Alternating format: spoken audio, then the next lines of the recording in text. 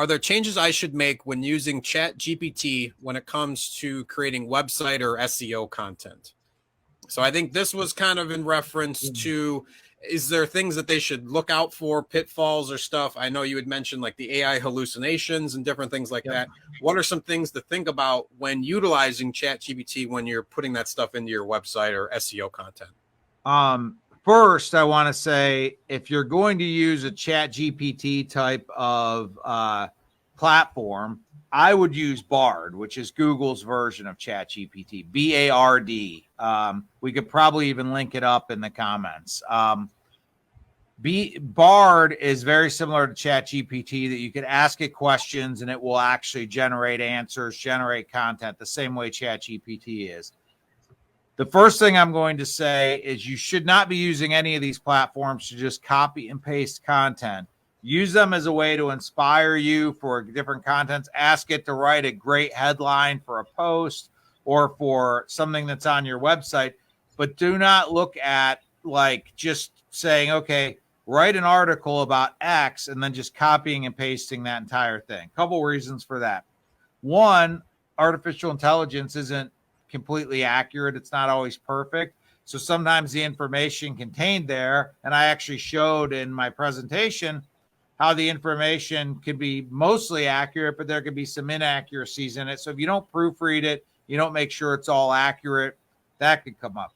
Secondly, you will not get the SEO benefit from a completely copy and pasted piece of content than you might for an original piece of content.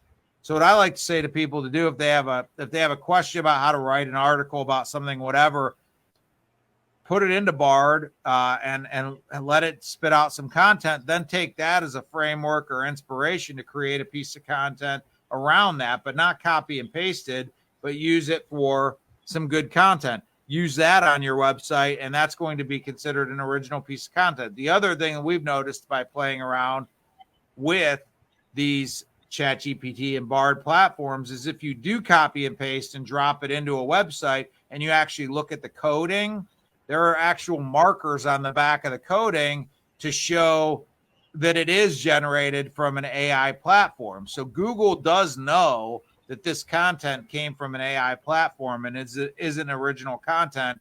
So unless you're going into the HTML and you're removing those markers, it's very easy for a search engine to know that this is not original content and it's created by AI. So I think these are great tools. I think they're going to continue to get better, and they're something everybody should be using and figuring out how to integrate into their business.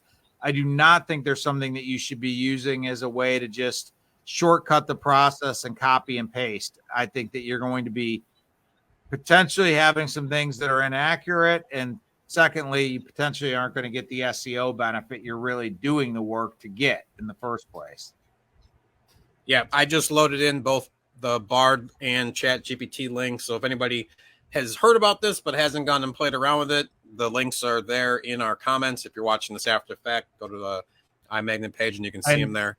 I would encourage you, if you are not familiar with AI or not familiar specifically with Bard and or ChatGPT, to go in there and just play around a little bit. At the very minimum, familiarize yourself with what this tool does and try to think about ways that you could potentially utilize it for your business. AI is not going anywhere. We may want to not adapt it, but the reality is, the sooner you start to understand how these platforms work, how AI works, begin to utilize tools that can help you through your day-to-day business, the better off you're going to be, because it's not going anywhere. Yeah, no, I agree. I use it quite a bit, probably on a daily basis, but it's one of those things, just like everything you said, you have to proofread everything. Even if you're doing a small few sentences versus a full article, obviously you should be going through and checking that. But even if you do a sentence or two, just read it so that it makes that, and read it to yourself and make sure that it sounds correct and it's fulfilling everything that you're wanting it to say versus just click and paste. Because like you said, it's one of those things that's where laziness will lead to mistakes, and just making sure that you're following up on every little one, even if it is a few sentences or not.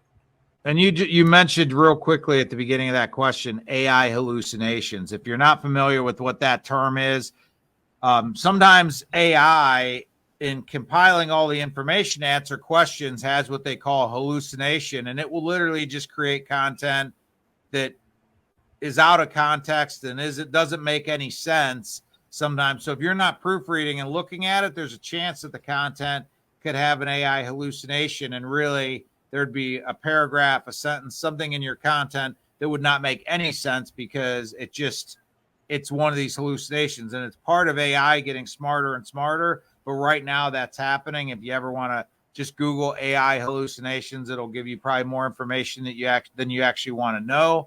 But just be aware that these platforms are not perfect. So anyway, but they are very useful, but they are not perfect.